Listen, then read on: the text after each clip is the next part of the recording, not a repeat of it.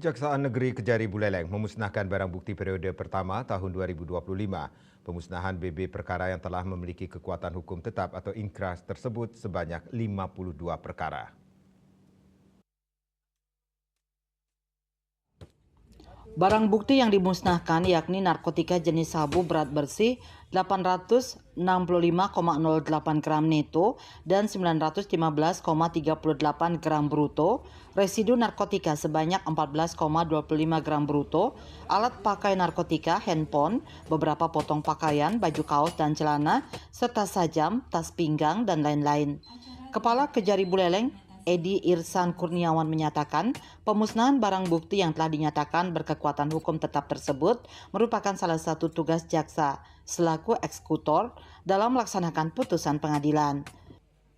Dari kurun waktu Januari sampai dengan hari ini 17 April 2025, dari 52 perkara yang kami tangani, perkara pidana, masih didominasi oleh perkara narkotika. Pak Kajati kemarin mengindikasikan pemakaian narkoba tidak akan dihukum. Menurutnya, barang bukti yang dimusnahkan merupakan hasil pengumpulan selama 4 bulan, yaitu sejak bulan Desember 2024 sampai dengan April 2025.